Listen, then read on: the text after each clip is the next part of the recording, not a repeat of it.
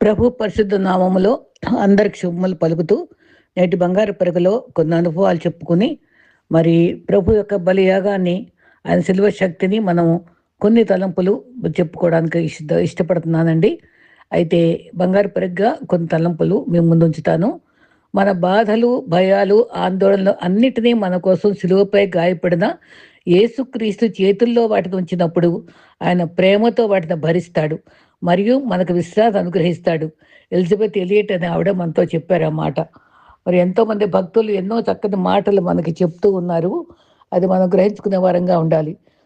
మనకున్న రిలేషన్స్ 3 ఇవ్వవలసి ఉంది. ఎందుకంటే మన బంధాల్లో ప్రేమ, మరి శ్రద్ధ తీసుకోవడం, సమయం, లవ్, కేర్, టైం. ఇవన్నీ మూడిట్లో ఏది లేకపోయినా ప్రాబ్లం అవుతాం. అయితే ప్రశ్న వెనుక సమాధానం, దుఃఖం వెనుక సుఖము, ఓటం వెనుక అవకాశం ఎప్పుడు ఉంటుంది. మరి కాస్తంత ఓపికగా ఉండాలి. అయితే అది ఎప్పుడూ చెప్పుకుంటూనే ఉంటాను. అయితే మన జీవితాల్లో ఏ సంబంధమైన గొప్ప మాటలతో కాదు కానీ ఏ సంబంధాలు మరి చిన్న విషయాలు అర్థం చేసుకొని లోతుగా బలంగా మన యొక్క బంధాలని బలపరుచుకోవాలి. సిలువ అనేది ప్రపంచంలో అత్యంత విలువైన వస్తువు. ఇందులో మనం దేవుని ప్రేమ, కృప, దయ పరిపూర్ణ మోతాదులో చూస్తాం. సిలువ అనేది దేవుని హృదయాన్ని మనం చూడగలిగే ఒక ద్వారము. సిలువ పరలోకానికి తాళం చెవి. దాన్ని ఉపయోగించాలంటే మనిషి తిరిగి జన్మించిన అనుభవంలోకి రావాలి. కష్టం చూసి వెనక్కి వెళ్ళేవాడు ఓడిపోతాడు, కష్టం చూసి ముందుకు వెళ్ళేవాడు గెలుస్తాడు. ప్రభు మనం వీఆర్ మోర్ దెన్ కాంకరర్స్, విజేతలం ప్రభులో ఉంటే. సంఘం అనేది క్రైస్తవుల ప్రదర్శనశాల కాదు, అది అసంపూర్ణంగా ఉన్న వారిని పరిపూర్ణంగా చేసే ఒక పాఠశాల అని ఒక భక్తుడు హాన్స్ హానవర్ అని ఆయన అన్నాడు. తోటి వారిని ఓడించినప్పుడు మాటలు గెలుస్తాం, కానీ చుట్టూ ఉన్న వారిని ప్రేమించగలిగితే జీవితంలో గెలుస్తాం. మరి ఒంటరితనం శాపం కాదు, అది దేవుడు నిన్ను వ్యక్తిగతంగా కలుసుకునే ఆశీర్వాద స్థలాలు. సిలువను అర్థం చేసుకున్నవాడే జీవితాన్ని అర్థం చేసుకున్నవాడే. మనసులో ఉన్న అహం చచ్చినప్పుడే దేవుని చిత్తం మనలో నెరవేరుతుంది. సిలువ క్రీస్తు మరణం పాపుల కొరకే జరిగిన ప్రత్యామ్నాయ బలియాగం అని ఒక భక్తుడు అన్నాడు. అయితే సిలువపై మరి మనల్ని నశింపజేయకుండా మన స్వార్థ నశింపజేసే దేవుని మార్గమే సిలువే. అది మన గర్వాన్ని అణిచి నిజ జీవితంలో నడిపిస్తుంది. మరి ప్రపంచంలో మనిషి బ్రతుకును మార్చేది ఏదైనా ఉంటే అది పరిశుద్ధ గ్రంథమే. మన పాత చరిత్ర సిలువతో ముగుస్తుంది, మన క్రొత్త చరిత్ర పునరుద్ధానంతో ఆరంభం అవుతుంది. మనుషుల్లో మార్పు అనేది అది సహజం. ఎలా మారాలనేది వివేకం చెప్తుంది, ఎప్పుడు మారాలనే అనుభవం చెప్తుంది. అది గమనించుకోవాలి. సిలువపై త్యాగం మన జీవితానికి పిలుపు. ఆ ప్రేమను అనుసరించే వాళ్ళు త్యాగం చేయడంలో వెనుకాడరు. ఎదుటివారి కష్ట సమయంలో మనకున్నంత సహాయం చేయగలిగితే మన కష్ట సమయంలో కూడా వారు మనకు సహాయపడతారు. ఒకటి గుర్తుపెట్టుకోవాలి, నేను సృజించిన దేవునికి నీ కష్టం, నీ బాధ, నీ వేదన, నీ కన్నీళ్ళు, నీ దుఃఖం అంతా తెలుసు. ఓర్చుకోవాలి. ఆయన తగిన సమయంలో జవాబిస్తాడు. ఆకస్మాత కష్టం వచ్చినా గుండె నిండా ధైర్యం ఉంటే దేనన్నా ఎదిరించవచ్చు. సిలువ మన భావభారం చూపిస్తుంది, అదే సమయంలో ఊహించిన ప్రేమను కూడా వెల్లడి చేస్తుంది. సిలువ అనేది ప్రేమ యొక్క అత్యున్నత చిహ్నం. మొత్తం చరిత్రలో అది గొప్ప త్యాగం. అందరూ తప్పులు చేస్తారు, జ్ఞానవంతులు మాత్రమే తమ తప్పులు సరిదిద్దుకుంటారు. క్రీస్తు సిలువ అనేది ప్రపంచంలో అత్యంత విలువైన వస్తువు. నీ ఆస్తి ఎంత నవ్వుతూ అడిగితే, తండ్రి నా బిడ్డల యొక్క కళ్ళల్లో కనిపించే ఆనందం అదే నా ₹1,00,00,000 ఆస్తి అని. దేవుడు మనకిచ్చిన బిడ్డలు అమూల్యమైన సంపదని దేవుని స్తుతించాలండి. నీ సమస్య దేవుని కృప కంటే గొప్పది అని మనం ప్రార్థించాలి. అందరిలో ఉన్నప్పుడు చూపును, నలుగురిలో ఉన్నప్పుడు మాటను, ఒంటరిగా ఉన్నప్పుడు ఆలోచనలు కాపాడగలిగితే మనం మంచి విశ్వాసిగా ఉండగలం. అది మనం గమనించుకోవాలి. చీకటి గదిలో కూర్చుని వెలుతురు గురించి ఆలోచిస్తే లాభం లేదు. లేచి దీపం వెలిగించాలి. ఖాళీగా కూర్చుని పని గురించి ఆలోచించకూడదు, కష్టపడాలి. మరి మనం ఈ బైబిల్ మనం నేర్పించేటువంటి విలువైన పాఠాల్లో సిలువ ధ్యానం ఒకటి. మరి మరణమును గెలిచినటువంటి క్రీస్తు సిలువలో అందించిన సిరులు లేక ఆశీర్వాదాలు మనకి ఎన్నో ఉన్నాయి. మరి అవన్నీ మరి ఎన్నో ఒక్కొక్కటి ఈ సిలువ ధ్యానాలు తలుచుకుంటే మనం ఇంకెంతో అద్భుతమైన అనుభవాలను పొందగలం, ఆత్మీయంగా పరిణితి పొందగలం. యేసు రక్తము శక్తి గలది. సిలువను మరి పాటల్లో కూడా మనం ఎంతో గొప్ప దీవెనను మనం పొందుకుంటూ ఉంటాం. మరి సిలువ ద్వారా మనం ఎన్నో అనుభవాలను సంపాదించుకుంటాం. ఆయన చిత్తాన్ని తెలుసుకుంటాం. మరి దేవుని చిత్తం నెరవేరాలనే తపన. అందుకనే క్రీస్తు మనకి ఏం నేర్పాడో వాక్యంలో చెప్పబడే రీతిగా యోహాను 4:34 నన్ను పంపిన వాని చిత్తం నెరవేర్చుట నా తుది, ఆయన 10 తుదముట్టించుట నాకు ఆహారం. గెత్సేమనీలో కూడా నీ చిత్తమే సిద్ధించని చెప్పాడు. ఆయన ఎలా చెప్పాడో అలాగే మన జగత్ పునాది వేయబడక ముందే మనల్ని ఏర్పరచుకున్న దేవుడు ఆయన చిత్తం నెరవేర్చడం ఎట్లాగో మనం గ్రహించుకొని ఆయన ఏం చెప్తే అది చేయడానికి, మరి మన మరణ సమయంలో మరణం తర్వాత దేవునికి సంపూర్ణంగా సమర్పించుకుని ఆయన దగ్గర తీర్పు సమయంలో నేను ఈ పని ముగించానని చెప్పగలిగి ఉండాలని మనం హెచ్చరింపబడుతున్నాం. దేవుని శక్తిని అర్థం చేసుకోవాలి. ప్రతి విషయంలో అప్పుడే విజయం పొందగలం. నిజంగానే మరి 1 కొరింథీ 1:18 నశించే వారికి మరి వెరితనమే కాదు, రక్షించబడు మనకు దేవుని శక్తి. అది దేవుని శక్తి. అది పాప శక్తి నుంచి మనం విడుదల చేస్తుంది. అది వాక్య శక్తి విశ్వాసికి కావాలి, ప్రార్థన శక్తి కావాలి, పరిశుద్ధాత్మ శక్తి, ప్రేమ శక్తి, సువార్త శక్తి, పునరుద్ధరణ శక్తి, ఇవన్నీ కూడా విశ్వాసికి చాలా అవసరం. అవి మన హృదయాలు నిండా నింపుకొని మనం జీవితాన్ని కొనసాగించాలి. సిలువ ద్వారా ఆశీర్వాదం ఉంది. సిలువ వేయబట్టకే మనం అప్పగించారు. సిలువ ద్వారా క్షేమము, మేలు, పరలోక ప్రాప్తి, ఆధ్యాత్మిక ప్రాప్తి, మరి సిలువ మర్మాలు ఎన్నో ఉన్నాయి. 4-5 సువార్తల్లో కూడా ఎంతో చక్కగా కూడా మనకి ఎన్నో చక్కల అనుభవాలు మనకు చెప్తూనే ఉన్నారు. వాక్య ధ్యానంలోనే మనం ఎన్నో రకాల అనుభవాలను మనం పొందుకోగలుగుతాం. మరి మరి మరి రక్తంలో జీవం ఉంటుంది. ఆయన రక్తంలో శుద్ధీకరణ ఉంది. మరి వ్యాధులు పోగొట్టే శక్తి ఉంది. మరి ఎంత మరి క్రీస్తు అన్ని శ్రమలు పడుతూ కూడా మనం మౌనంగా సహించాడు. ఆయన సహనం మనకెంతో గొప్ప స్ఫూర్తి. మరి 3 ఆకారాల సిలువలు ఎన్నో రకాలుగా ఉంటాయి. కానీ ప్రభు మోస్తున్న సిలువ ఎంతో విలువైనది. మరి ఆయన సిలువ నేర్పినటువంటి పాఠాల్లో విలువ, తగ్గింపు. మరి ఆయన మురికి పాదాలతో మరి ఆయన క్రీస్తు మరి టవల్ తీసుకొని వాళ్ళ పాదాలు కడిగిన తగ్గింపు చూశాడు. అదే ఫిలిప్పీ 2:5 నుంచి ఎంతో స్పష్టంగా ఆయన ఎంత సెలవు మరణం పొందినంతగా తగ్గించుకున్నా ఆ తగ్గింపును మనం జ్ఞాపకం చేసుకోవాలి. రక్తధారాలు కారుచుండగా మొదల కిరీట బాధలు 3 మేకులతో మరి వేలాడుతూ రక్తస్రావం జరుగుతూ ఉండగా ఆయన క్షమాపణ కోరాడు. మరి తను ఏం చేస్తున్నారో ఎరుగరని శత్రువుల్ని క్షమించేటువంటి అంత ఔన్నత్యాన్ని చూపించాడు. ఇస్కరియోతు అన్నీ చేస్తాడని తెలిసి కూడా ఆయన్ని కూడా క్షమించి నోరెత్తలేదు. మౌనంగా శ్రమలో అన్నిటిని కూడా భరించుతూ మనం గమనిస్తాం.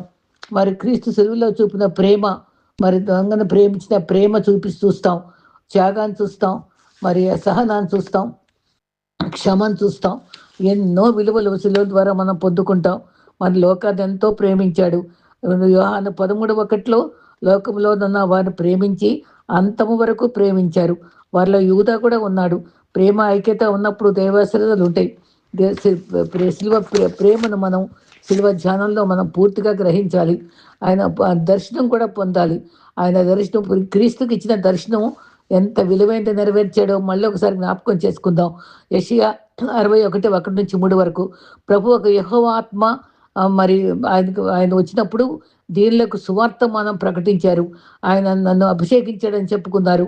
నలిగిన హృదయంను గలవారిని దృఢపరచుటకును, చెరలో ఉన్న వారికి విడుదలను, బంధింపబడే వారికి విముక్తి ప్రకటించుటకును, యెహోవా హితవత్సరము మన దేవుని ప్రతిదండన ప్రకటించుటకును, దుఃఖాక్రాంతులను ఓదార్చుటకును, భారభరితమైన ఆత్మకు ప్రతిగా స్తుతి వస్త్రము ధరింపు చేయటకును ఆయనను పంపాడు. ఈ లక్షణాలన్నీ కూడా ఆయన పంపాడు అంటే ఆయన అనుసరించాలి. కాబట్టి మనం కూడా ఇవన్నీ కూడా మన బాధ్యతగా చేయవలసిన కర్తవ్యం విశ్వాసికి ఉంది. గొప్ప కార్యాలు మీరు కూడా నాకంటే ఎక్కువ చేస్తారని చెప్పారు మార్క్ 16లో. మరి మరి సేవాభారము మనకు కూడా తెలిపారు. మరి అధికారము మరి సర్పాలపై విజయం కూడా మనకి ఇస్తా అన్నారు. మనం శ్రద్ధగా సోమర్థం లేకుండా శిల్వ శక్తితో సేవలు కొనసాగించాలి. క్రీస్తుల దగ్గర నేర్చుకోవాల్సిన గొప్ప అనుభవం ప్రార్థనా జీవితం. ఆయన తెల్లవార లేచి ప్రార్థించాడు. మరి ఆ 5 రొట్టెలు చిన్న చేపలప్పుడు తండ్రి అని ఆయన పైకి ఆకాశం వైపు కదిలెత్తి ప్రార్థించాడు. ఎన్నో అద్భుతాల్లో ఆయన ప్రార్థనా అనుభవాలు మనం గమనిస్తాం. మనం కూడా ప్రతి చిన్న అనుభవంలో కూడా ప్రార్థన చేసుకోవడం నేర్చుకోవాలి. గెత్సేమనెలో కూడా ప్రార్థన అంత బాధలో కూడా ఎంతో ఆయన సహవాసంలో క్రీస్తు చెయ్యి వదిలిపెడతాడనే బెంగతోనే ఏడ్చారని చెప్తారు. చెమట, రక్తం పొందినంతగా బీపీ ఎక్కువైపోయి అలా శ్రమపడుతూ కూడా ఆయన ఎంతగానో ప్రార్థించడం మనం గమనిస్తాం. మనం కూడా ప్రార్థన చేస్తూ మరి మనం నేర్చుకునేటువంటి పాఠాలు ఎన్నో ఉన్నాయి. అయితే ఆయన బలి పశువుగా మారిన అనుభవం, ఒక చక్కని ఒక భక్తురాలు చెప్పిన అనుభవం మీతో పంచుకుంటానండి. లేవికాండం 16:5లో మరి ఎంత చక్కటి వాక్యం ఉందంటే, మరి 2 మేకపిల్లలను బలి పశువుగా తీసుకురావాలి. ప్రత్యక్ష గుడారపు ద్వారము నా వద్దకు తేవాలి.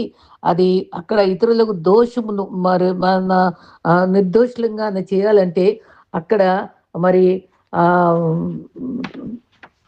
ప్రధాన యాజకుడు చేయవలసిన కర్తవ్యం కూడా అక్కడ చూపిస్తారు.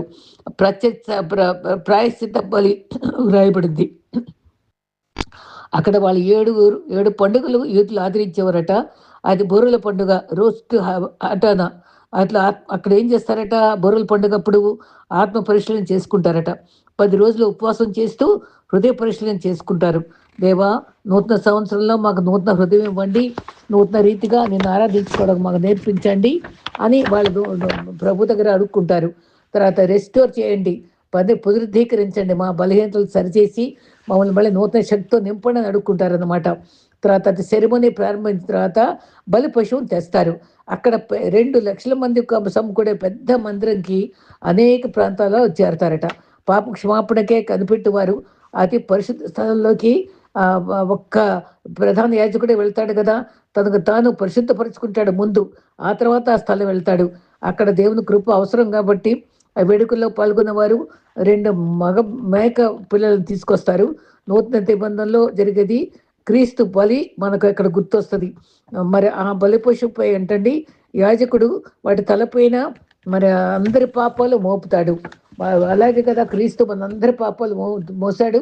ఆ ఊరి వెలుపల పాలెం వెలుపలకి మళ్ళీ ప్రజలు మరలా చూడకుండా ఆ యొక్క మేకల్ని మరి వాటిని అరణ్యులు తోలేసి మళ్ళా దానికి చూడరట.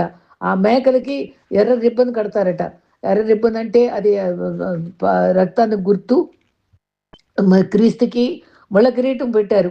అది ఎర్ర రిబ్బన్ బదులు ముళ్ళ కిరీటం రూపంలో బట్టి గవని వెలుపల శిబిరము వెనక ఎంతో దూరంగా ఆయన సిలువ వేస్తారు. అక్కడ పర్షియన్స్ సిలువ వేయడంలో ప్రసిద్ధి చెందినవాళ్ళు కాబట్టి రోమన్స్ వాళ్ళ దగ్గర నేర్చుకున్నారు.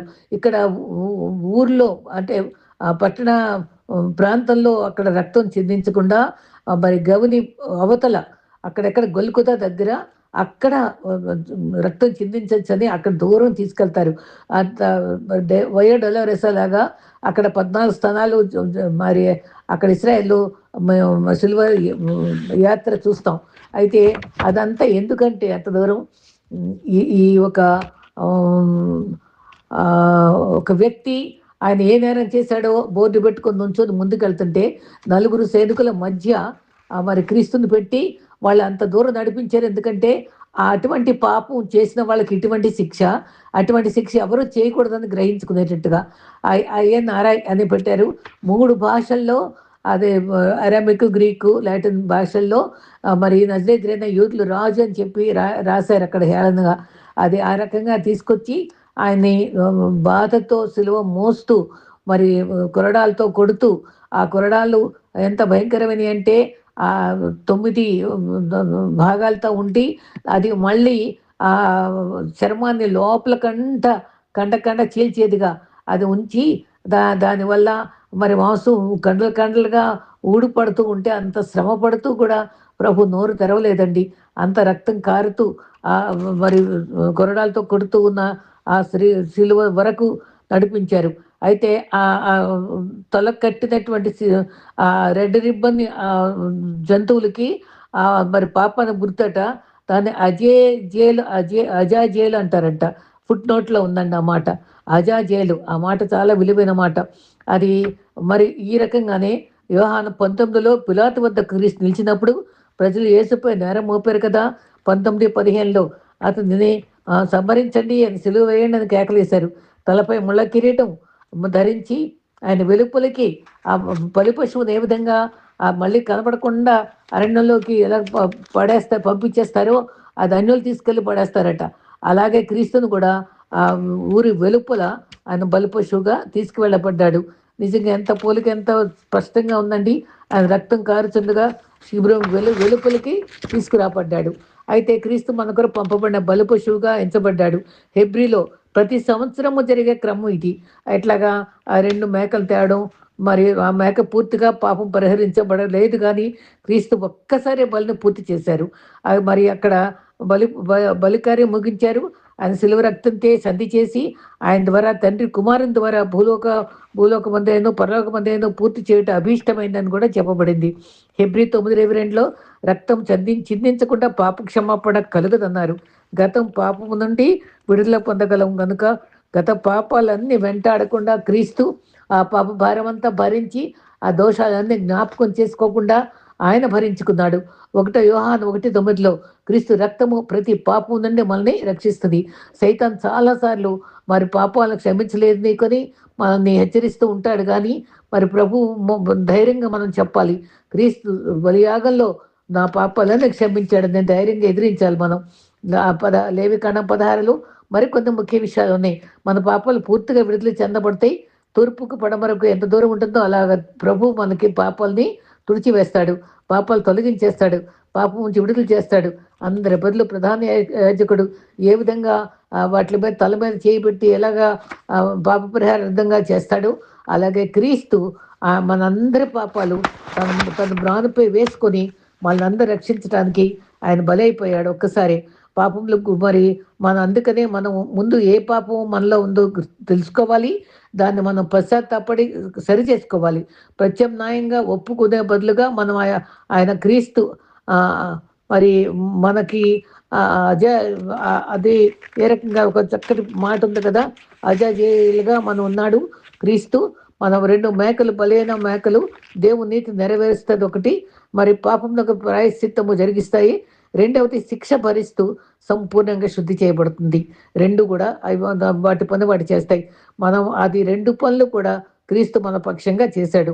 మతపరమైన ఆచారం జరిగించి క్రీస్తు శిబిరము వెలుపల శిలువ శక్తి భరించాడు.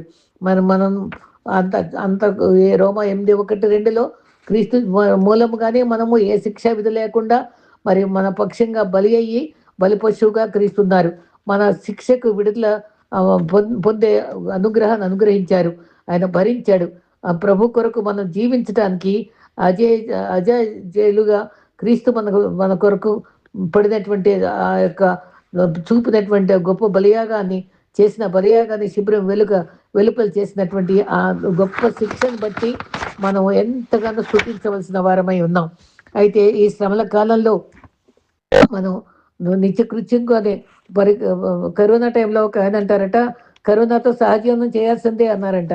అట్లాగే మన శ్రమల కాలంలో ప్రభుతో శ్రమజీవనం చేస్తూ ఆయన ధ్యానించుకుంటూ శ్రమల కాలమే కాదు ప్రతి దినము సిలువను మోస్తూ మనం వెంబడించమని కూడా ప్రభు చెప్తున్నారు. సిలువను ఎత్తుకుని వెంబడించమని. ఆ విధంగా మనం విశ్వాసిగా మనం మరి సిలువ అపోస్తల కార్యం 11:26లో కూడా మరి సిలువ మరి మోసుకొని మనం ముందుకు సాగవస్తూ ఉన్నాం.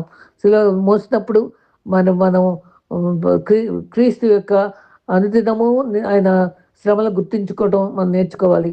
తర్వాత యాకోబు 1:2లో సహోదరులారా విశ్వాసం కలుగు పరీక్ష ఓర్పును పట్టి జరిగి శోధనలు కలిగినప్పుడు ఆనందంగా ఎంచుకోమన్నాడు.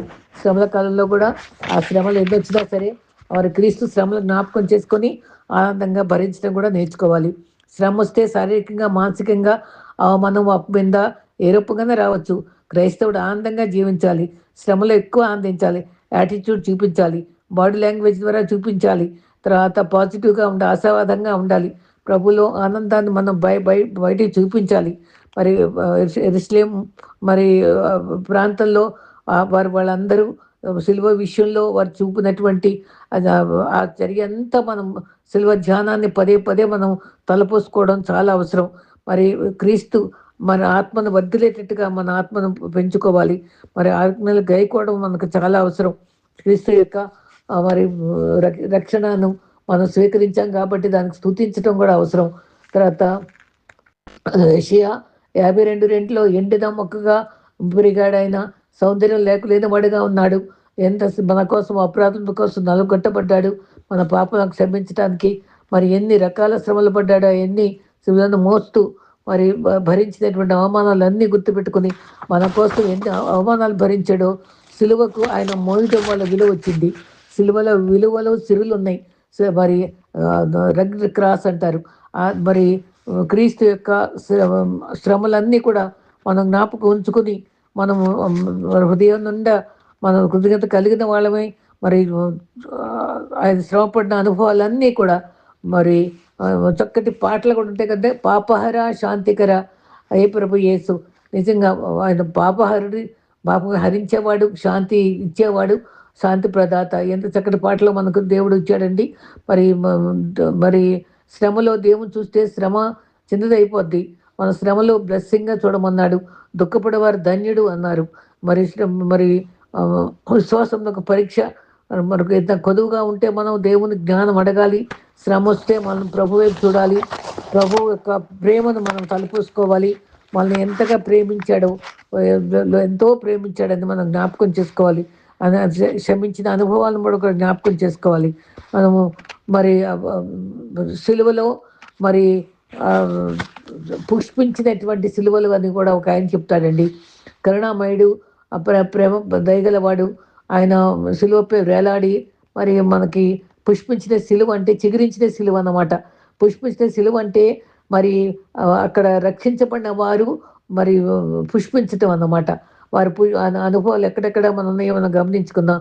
ఆ సిలువ పుష్పించటం అంటే అది ఫలించటం, పుష్పించటం, జీవించటం, చిగురించటం, పరిమళించటం. అహరోను కర్ర పుష్పించింది కదా, ఫలించింది, పండ్లు కాసింది కదా. అదే రకంగా సిలువలో కూడా ఎటువంటి అనుభవం ఉందో మనం గమనిస్తాం. చిగురించిన సిలువ, గొలుగుతోలో కొండపై ఉన్నటువంటి సిలువ, మరి ఎండిపోయినటువంటి కొయ్యపై వేలాడిన అనుభవంలో దానిలో ఎంత జీవం ఉంది. సిలువ చిగురించింది. 11లో యెషయా మొద్దులో నుంచి చిగురు పుట్టును అన్నారు. అక్కడ యెషయా మొద్దులో నుంచి చిగురు అంటే క్రీస్తే. అది యెషయా మరి 11:10లో యెషయా వేరు చెగురును జనములకు విచారణ చేయను, ఆయన విశ్రమ స్థలమందు ప్రభావం కలరాగును. ఎంత మంచి వాక్యం అండి. మరి క్రీస్తు చిగురించటకే ఈ లోకంకి వచ్చారు. ఇర్మీయా 23:5లో రాబో కాలంలో దావీదుకు నీతి చిగురును పుట్టించదను, అతడు రాజే పరిపాలన చేయను, అతడు వివేకంగా నడుచును, భూమి మీద నీతి న్యాయము జరిగించను. ఆ యెషయా మొదలో చిగురు చేసేటువంటి న్యాయము, నీతి న్యాయము. పశ్చాత్తాపంతో క్రీస్తు నీ రాజ్యంలోకి వచ్చినప్పుడు అందుకు జ్ఞాపకం చేసుకో అన్నాడు. ఆయన జీవము, ఎండిపోయిన జీవాన్ని వాళ్ళలో జీవం పుట్టించి వాళ్ళని క్షమాపణ ఇచ్చి ఆయనకి నిత్య జీవం పొందేటువంటి ధన్యత ఆ దొంగకు కలిగింది కదా. అక్కడే అది పుష్పించిన అనుభవం. దైవజనులు ప్రార్థించుకులు మరి చాలామంది రక్షణానుభవంలోకి వచ్చారంటే పుష్పించిన అనుభవమే, ఫలించే అనుభవంలో ప్రభు నడిపిస్తున్నాడు. ఒక భార్యాభర్తలు ఇద్దరు ఒకసారి ప్రార్థనకు వచ్చినప్పుడు ఆవిడ మాకు నిండా ఒంటి నిండా సిగరెట్ కాల్చిన ముద్దలు ఉన్నాయట.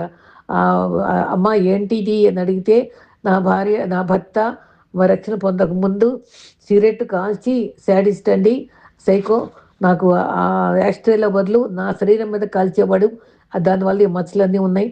అనుకోకుండా నేను ప్రార్థన చేసుకుంటూ ఉన్నాను ఆయన రక్షణ కోసం. ఆయనకి యాక్సిడెంట్ అయ్యి చాలా భయంకర స్థితిలో ఉంటే అమ్మ నాన్నలు కానీ తోబుట్టువులు కానీ మూర్ఖుడా అని అందరూ దూరం అయిపోయారు. నేను ఆయనకి అన్ని వాంతి కూడా నోట్లో చేతిలో దోచులో పెట్టుకుని ఆయన పరిచయం చేసినందుకు సిగ్గుపడి పశ్చాత్తాపడి నేను చర్చికి వస్తాను, నీ దేవుణ్ణి నేను సేవిస్తానని వచ్చాడు. ఇప్పుడు చూడండి నాతో పాటు వచ్చాడని చూపించారట. ఆయన పుష్పించడమే కదా క్రీస్తులో. ఆ రకంగా మనము ఆత్మజాలరుగా ఉన్నప్పుడు ఎంతోమంది ఎన్నో పుష్పాలు ప్రభువుకు మనం అందించగలము. సిలువ ద్వారా ఎన్నో పుష్పించేటువంటి పుష్పాలను మనం చూడగలం. ఆత్మ జ్వాలర్లుగా మనం జీవించడానికే ప్రభు మనం సిద్ధపరిచాడు. పుష్పించిన సిలువ, అది కల్వరి సిలువలో మరి నాటబడి పుష్పించింది.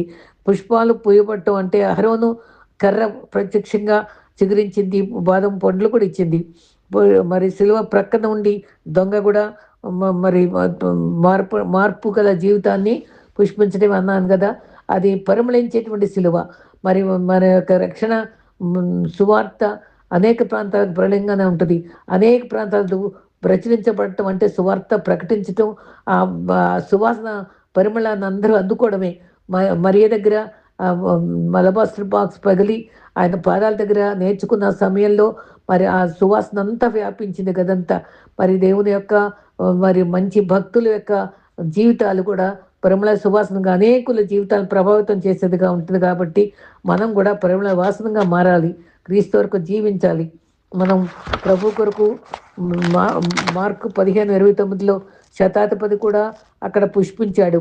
ఏ విధంగానంటే 100 మందికి అధికారి అయితే అక్కడ మరి ఆయన ప్రభువుకు క్షమించిన పరిస్థితి, ఆయన సహించిన పరిస్థితి, మరి అది చూసి ఆయన నిజముగా దేవుని కుమారుడని అంటూ అక్కడ మిగిలిన వాళ్ళు కూడా, వారందరూ కూడా సిలువను చూసి వాళ్ళందరూ కూడా మత్తయి 27:54లో అనేకులు శతాధిపతి యేసు దగ్గర ఉన్నవారు నిజంగా దేవుని కుమారుడని క్రీస్తును నమ్మారట.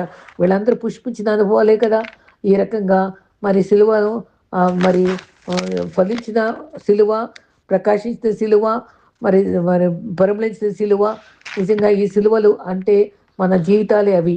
ఆ విధంగా మనం ఉండాలి. మేడగదిలో వాళ్ళు ప్రార్థించారు, వాళ్ళందరూ కూడా ఎంతో ఆత్మ పూర్ణులయ్యి ఫలించారు. మనం కూడా ఫలించే ఆత్మ ఫలాలు ఫలిస్తూ ప్రభు కొరకు జీవించాలి. మనం పరిమళ సువాసనగా జీవించాలి. మరి వెలుగుగా ఉండాలి. దీపస్తంభం మీద ఉండే దీపస్తంభాలుగా ఉండాలి, మండే జ్యోతులుగా ఉండాలి. ఈ రకంగా విశ్వాసం ఉండటానికి మనం ఎప్పుడు కూడా మనం సిద్ధపడాలి. ఈ అనుభవాలను బట్టి ప్రభు వైపు చూస్తూ సిలువ ధ్యానాలు ఇంకా మరింత రోజు రోజుకి తెలుసుకోవడానికి ఇష్టపడదాం. ప్రభు మనతో ఉండగాక. ప్రభు సిలువ ధ్యానాల్లో కల్వరిగిలి చేరు మనస మరి అనే పాడుకున్న రీతిగా కలుషములు విడదీసే శక్తి సిలువ శక్తికి ఉంది కనుక మన బలహీనతలు ఒప్పుకొని శిబిరం అవతల ఏ విధంగా బలిపశువుగా క్రీస్తున్నాడో మన కోసం అది జ్ఞాపకం చేసుకొని అక్కడ లేవికాండంలో ఉన్నటువంటి బలిపశువు అనుభవాలే క్రీస్తు స్వయంగా అది అనుభవించి మన కోసం బలైన క్రీస్తుని జ్ఞాపకం చేసుకుని స్తుతిద్దాం. అట్టి కృప ప్రభు అందరూ మనకు అనుగ్రహించగాక. ఆమేన్.